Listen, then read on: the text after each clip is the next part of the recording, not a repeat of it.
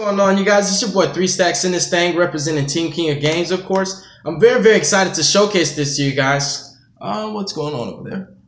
So a lot of people have been asking me, dude, what are you gonna do with your True Kings? What are you gonna do with, the True King Zing now that the ban list hit you? A lot of people actually said, RIP, what deck are you gonna play now? And I kind of laughed at them. Of course, I just went undefeated with this deck, and I also took it to Gerard's and went X1 and still topped, which was insane.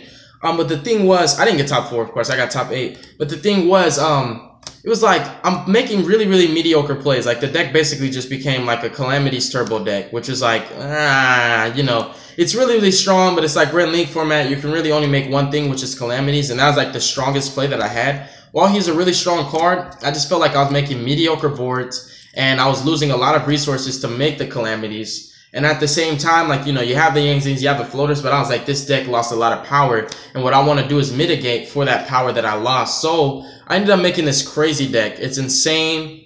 It's 100% original. It's like, of course I do my research. Like when I make a deck that's crazy, I always check to see if somebody did it before me. And if so, sometimes I don't even showcase it because of my pride. Because I like to be the dude that's like, you know what, I started this trend, or, I created this original idea. But anyways, so I made a True King Zing Invoked Zodiac Invoked True Draco deck. So it's like True Draco King Invoked Yangzings. How do I name that? Put a name of the deck. Put a name for this deck in the comment section below. Like if you could create a name for Invoked True Draco True King Yangzings, please let me know, and I'll probably use it if it's spicy. But this deck is really insane. Of course, the invokes rely heavily on attributes, and of course the Yangzings actually rely heavily on attributes. Your attributes are very important when you're making cards like Baxia and Chao Fane. And at the same time, because Yangzings have every single attribute in their arsenal, you can make every single invoked fusion with no problem. You don't even have to rely on your opponent having the attribute that you're missing. For example, if I was playing like Invoked True Draco spellbooks, I'd probably only have like wind, fire, maybe light and water. But like with this deck, you have dark, you have light, you have wind, you have water, you have fire, you have earth, you have all 6 of the attributes, so you can make any fusion you want, which is pretty insane. So the deck has high ceiling, great synergy, everything flows well. Of course, mechaba is a level 9, so you can actually use him as an extension to go into your calamities. The deck is just really broken. I like it a lot. It's just such a powerful deck. It's like so underrated, and of course it's never ever been tried before. I looked and I never found a True Draco, True King, Yangzing Invoke deck on YouTube. No, I haven't.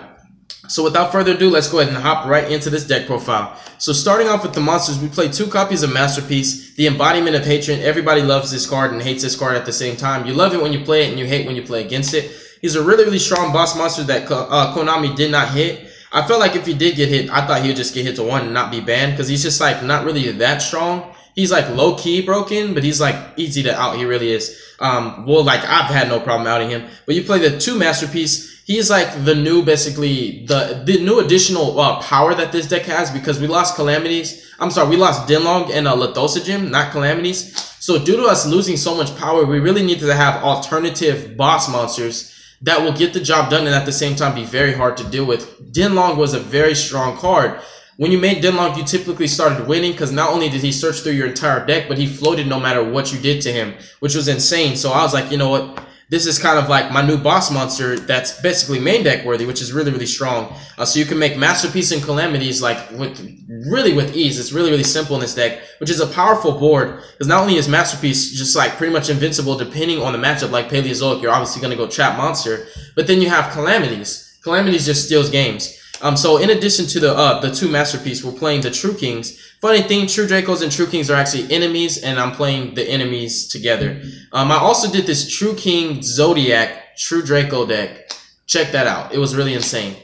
So we're playing 3 copies of Barastos the Fathomer, the new best True King, because Lithosagem is banned. He was the best one to me, not because he banished from extra deck, but because I used him when he's destroyed to special summon Dinlong and Baxia from my graveyard. He had better synergy in my deck anyways, and I was just like really upset that we lost him. But this is the new best one. He's a 1-card calamities if you open up with him in Diagram. In addition to that, his effect to banish back rows comes up all the time. Not only with this deck, but in my other deck with just the True Kings and the Yangzings together by themselves, you would always just use Calamities, Call Water, reveal this, pop 2 of your opponent's monsters, banish 2 back rows. When you reveal, if they don't respond, it's like an inevitable thing. It's gonna happen. Everything's gonna die. You clear 4 cards off of this one summon. You clear 4 cards off of this 1/7. You just break boards. Like, you make boards, break boards. This deck has no problem dealing with quote unbreakable boards. It really doesn't. It has so much resources at its advantage and at its disposal. And at its advantage, it has so much resources at its disposal, and at the same time, everything floats. It's like the True Kings float.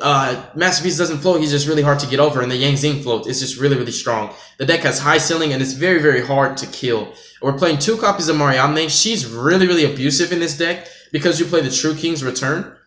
So you can literally recur her from the graveyard, and you can either pop her next turn, like you can in-phase return her, pop her next turn with Diagram and get a +2 off of that, or you can just True King's Return, special summon her, and use Apocalypse, pop her, get a search, and half your opponent's attack, which is really, really nice. So she has great synergy in this deck, and she's one of the best cards to open up with your Diagram. Or if you have multiple Diagrams, you could search her with the first one and then use the second one, and then you can literally get Masterpiece and the True Draco Apocalypse or Return, so you can summon Masterpiece on your opponent's turn. So if you open with this in Diagram, you have like a new exploited window of opportunity that you can do whatever you want. Like, you can make Calamities, or you can just set up for Masterpiece, which the smarter play sometimes is to set up for Masterpiece because he'll get more longevity.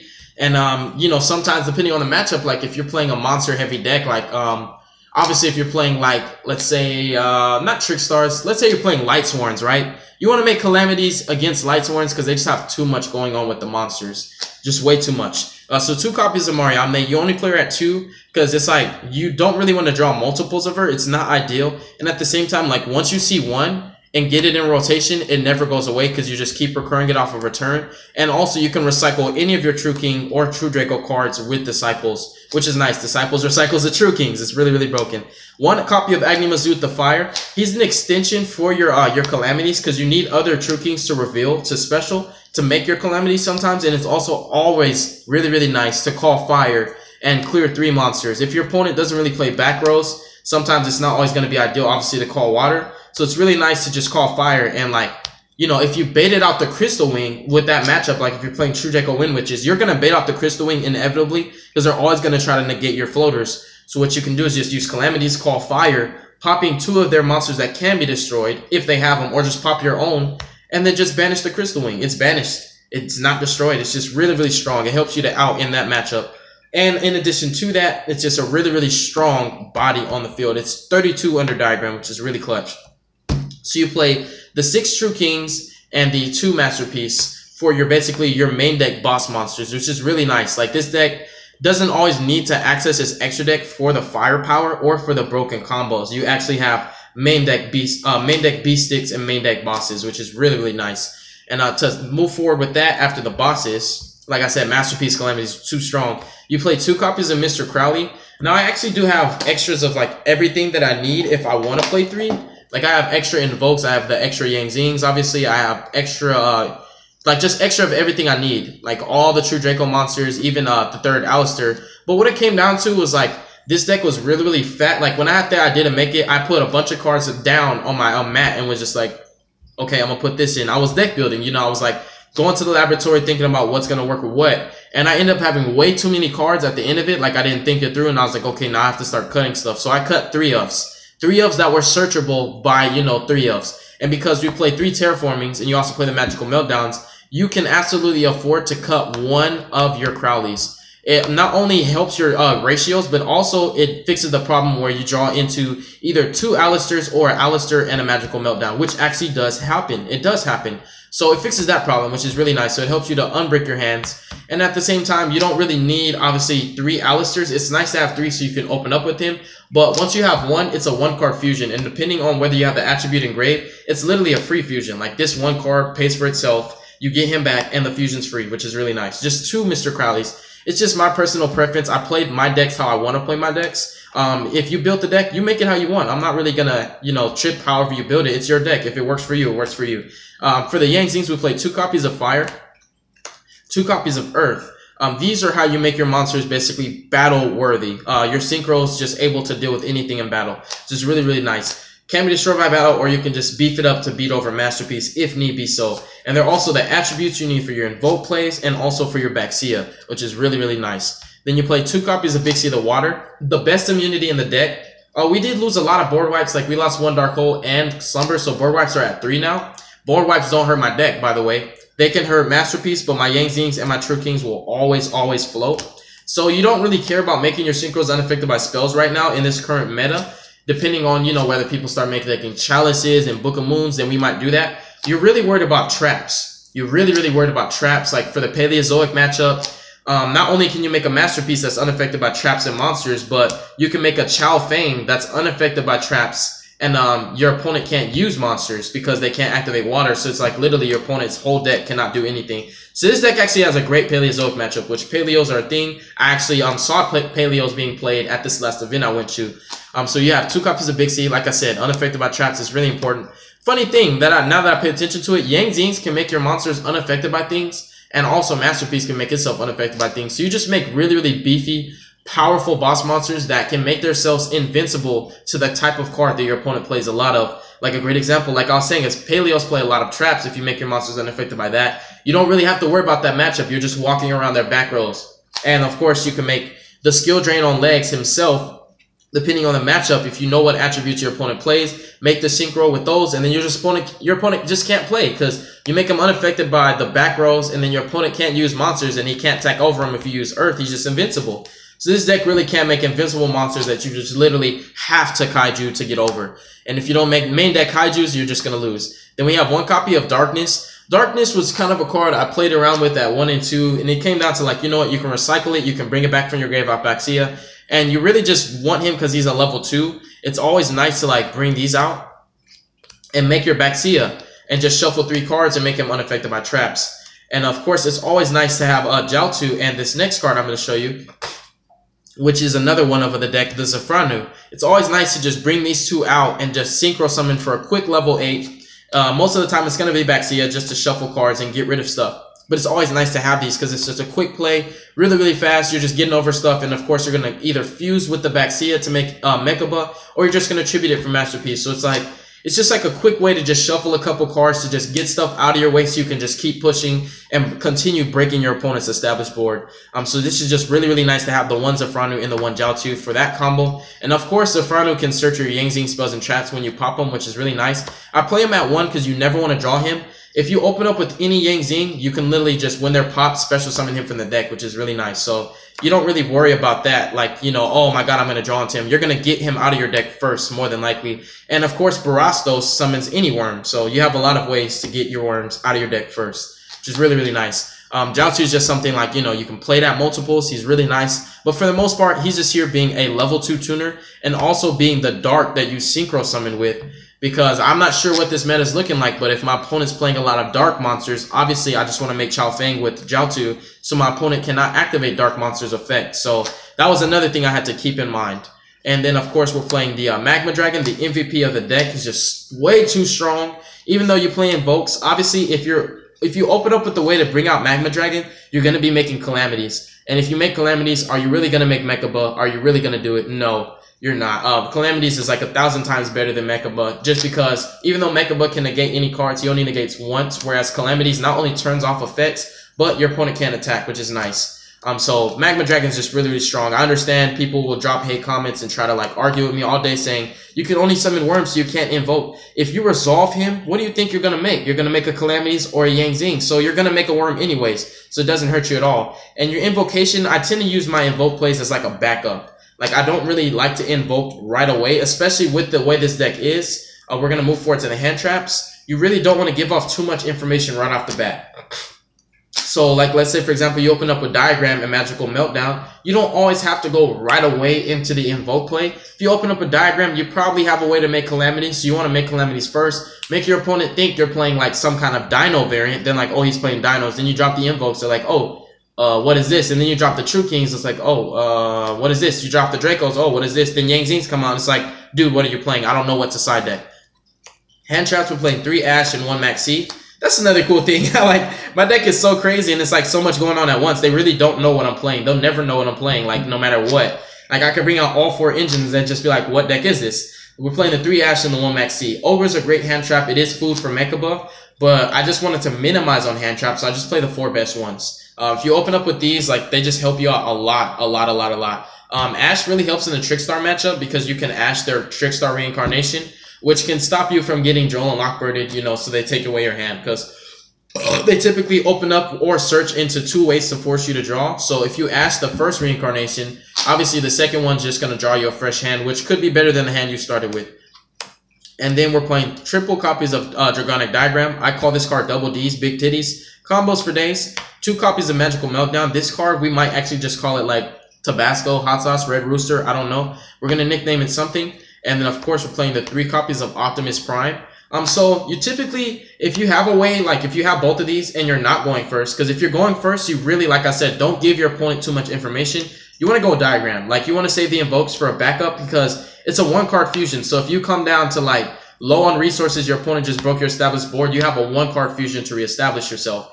But when you have both of these, you want to play this first and then slap Diagram on top of it because the protection from Diagram is infinitely better. In addition to that, you don't really get value out of leaving Magical Meltdown except for your opponent can't activate anything when you fuse. So like it's a great going second card if your opponent like, you know, is trying to like strike or warning you or whatever. It's like really, really strong.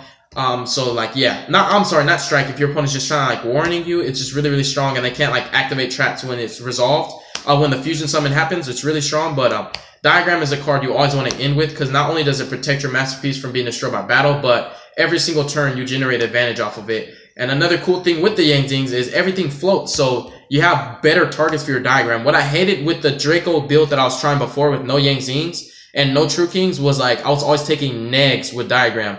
Like every single card I popped, it always could have been a card that I could have played. Like I'll pop a Heritage, I'll pop a Draco Apocalypse, and like search a Heritage and try to draw another card, or like pop a monster from my hand, like a Draco monster, and it's just like you're taking negs off of Diagram. Pure True Dracos, any build that just runs the Dracos and Diagram, they always take negs with Diagram. With this deck, you plus with Diagram.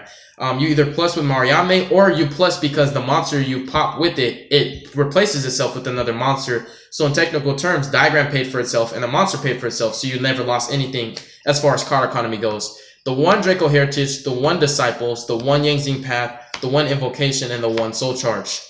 Now you see why I'm not playing Pot of Desires. I have a lot of really strong 1-ups. I hate drawing into multiples of the True Draco spells and traps. Like, I'm not playing any of the Baby Dracos, as you now see. I have my own personal reasons for it. I just really care about Masterpiece. The Baby Dracos are like in-between plays, but my better in-between plays are Calamities, the Yang Zings, and obviously the Invoked. So it's just like, the Baby Dracos, in addition to you taking a -1 with Diagram, you take another -2 by tributing one of the spells and traps and summoning the monster itself. So I just don't like negging.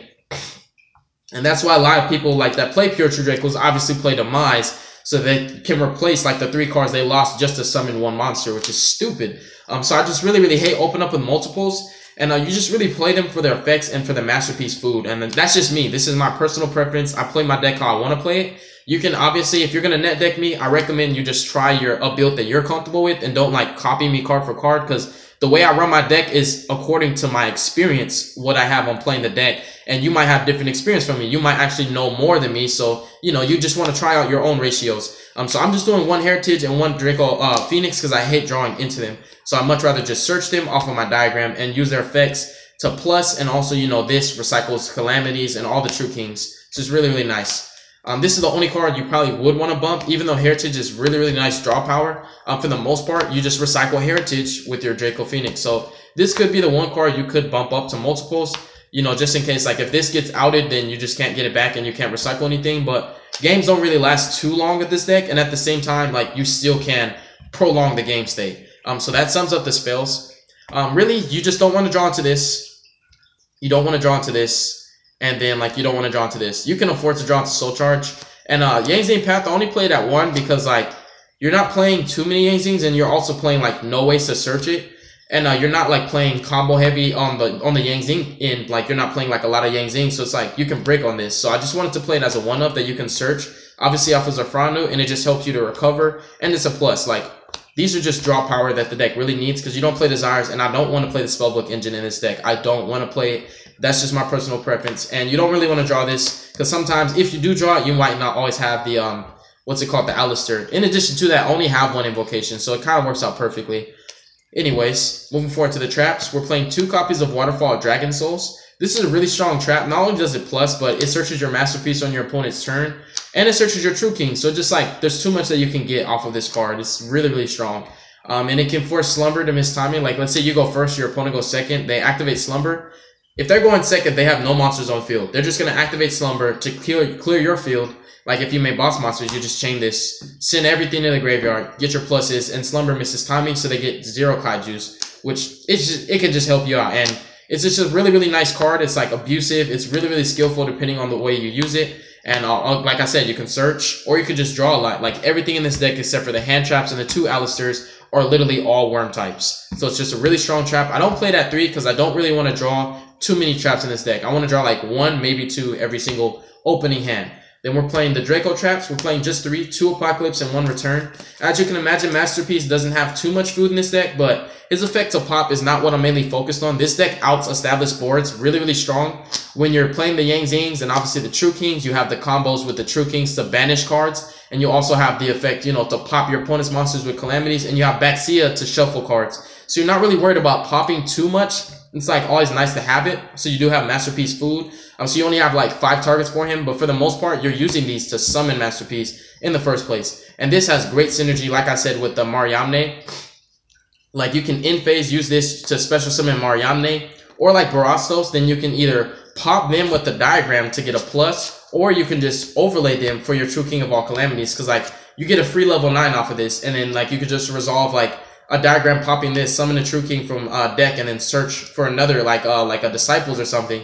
Overlay, make your calamities practically for free. Return sets you up for it. It's really, really nice. I wish this card wasn't at 1, because this would definitely be the card I'll play like 2 and 2. Because this is like really, really strong when you're playing the True Kings. It's not really that good in pure True Dracos, in my opinion. It's just like really not that good. But in this deck, because you're reviving your floaters, like monsters that have good effects when they're destroyed, it's really, really strong. And of course, you can combo with this in Apocalypse now. You have good monsters of pop, because like you can use this, summon her, have your opponent's attack, like I said, and then, you know, search. It's really, really nice. And the last traps I play are 2 Solemn Strikes. I wanted to play 3, but it's like I don't really want to draw too many traps in this deck, so it just came down to that. Like I'm trying to work on a way to either main deck a 3rd strike or just side it in addition to, you know, what I have in my side deck. And then for the side deck and the extra deck, for the extra deck, it's really, really tight because you're playing Invoked. You play 2 Mechabas, 1 Raijin, 1 Purgatrio, 1 Kakaitis, and 1 Kaliga.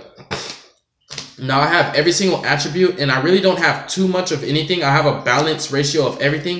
Mechaba is the most important Invoke, so I was like, I can only afford to really play 2 of 1 Invoke monster. So I chose 2 Mechabas. The Mechalangia dude, I have him, but he's a normal, and it's like really only good if your opponent plays Lost Winds. Other than that, it's like a beater that you already have beaters, so you don't really need 3,000. Like Calamities 3,000, Masterpiece 3250, True Kings are beaters. It's like a card you don't really need. So I cut him for Kaliga. Kaliga's really strong because you play a lot of darks. Well, not a lot of darks, but you play enough, like Calamities, Jiaotu, and Alistair itself. And this is just really, really strong depending on the matchup you make it in. Like, it's just really, really strong. Like, especially in Lightsworns, because Lightsworns, like, they're coming back for some reason. Like, this just kills them.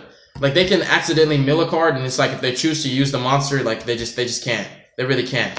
It's just a really, really strong card in certain matchups. Like, the 1 monster effect, it hurts. Like, if you slap this on the board with the Masterpiece, you can use your 1 pop for your 1 Masterpiece, and you don't even care. And then at this point, your opponent, you're just trolling him. Like, this card's just a troll. I like it a lot. You don't have to play it, but this wins me a lot of games that I shouldn't have won because of the limitations of 1 monster effect. It kills Spirals also because they can only use 1 quick fix. It's just like really, really strong. And you can protect this with your Masterpiece. And you also have the back rows. You have the strikes. You know, you have the Draco back row so that you can disrupt your opponent even further. Kaliga is just a really, really strong card. It's one of my favorites. So you just literally play the 6 Invokes, the 2 Mechibas, and, you know, the other ones. Like, you could play multiples, but it came down to a very, very tight extra deck. So if you're wondering, why aren't you playing 2 of this, 2 of this? It's space issues, dude. 2 copies of Baxia, 1 Yazi, and 1 Chao Feng for the Yang Zing synchros. These are the best synchros to make. And, of course, Black Rose, because it outs established boards very, very well. And you can reestablish yourself simply. Especially if you have monsters that float on field when you resolve this, you're going to keep your field presence anyways. Samsara, I really like this. It's a really, really nutty synchro. It's a monster reborn, basically. It's like Spice. Since I don't have Dinlog, I wanted a great floating level 5 to go into, you know, off of your Swanee and Chiwen from grave. You just sync for this on your opponent's turn. 31 booty. Either way you kill him, he can summon a monster from my grave or your grave. If, like, depending on the matchup, if my opponent, like, has, like, a Mechaba, if they have, like, a Crystal Wing that I outed, I might get their Crystal Wing back. Or, you know, like, I don't know. I just don't know what I want, but, like, I can get anything. Like, I can literally get anything. So, depending on the matchup, you can just get a monster that will win you game because, like, your opponent had it. Like, for example, if your opponent has, like in the Spiral matchup, if he has like a Tough, because Spirals are really popular, you can resolve this, special summon Tough from their grave, or Super Agent, because they need Super Agent a lot, so like they can't really like Spiral Big Red it. Then you can use like Spiral Tough's effect, call a card. If you call it right, you can pop. But at bare minimum, you're taking away one of their most important plays. So like those are just examples of how this card is really, really strong. But it's Monster Reborn at bare minimum. Herald, because you can still make it on your opponent's turn, and then Calamities and Phantom Fortress. I cut Calamities to 1 because you're playing Disciple, so you can just recycle him. And if it comes down to it where it's like I need more Calamities, I'm definitely going to bump him to 2, but not 3 because you just recycle everything with your Disciples, obviously. So yeah, that sums up the extra deck. And then the side deck got really, really tight. There's still cards that I want to play, but I can't fit. 3 Joan Lockbird, this kills like every single deck. Like every single deck, it just kills everything. Like there's no deck that doesn't add from deck to hand, even if they're just searching. Like, it's just stupid. This kills everything. It's just a generic hand trap that's better than Ash sometimes. A lot better than Ash. Like if you Ash the Diagram, you know, like it's better to just, after Diagram resolves, just use this. It's just really, really strong. Really strong. Especially if they Terraforming first. Alright. Joel and Lockbird, you're not getting a search off of that field spell now. 2 copies of Denko. Wanted to bump this to 3 because I know Back Row and Paleos and Trickstars are a thing. 2 Raw Spear Mode, my favorite side deck staple of all time. Just 3 Kaijus, the 1 Slumber, the 1 Darkhold, the 1 Raigeki. Yes, the ban list hit these cards. And 2 Anti-Spell Fragments. I love Pendulum Magicians. They're kind of like one of my new favorites, and I know they're going to be played, so I just want to be ready. I know that one of their cards can out Anti-Spell, but I also know that I can lock them out from their monster effects with the Calamities. So if you open up with Calamities and Anti-Spells against the Pendulum Magicians, they literally can do 0, nada. They can't even use the Purple Poison to pop this, because if I call Dark, they can't do it. Just really, really strong. So that sums up the deck profile. I went pretty in-depth in explanation, so you guys really, if you have any questions that I didn't answer, go ahead and let me know in the comment section below. God bless you guys. Make good choices. Don't hurt your brain cells. Stay tuned for my updated Paleos, and stay tuned for my updated Magicians, because I got some new cards for both those decks. Y'all be safe.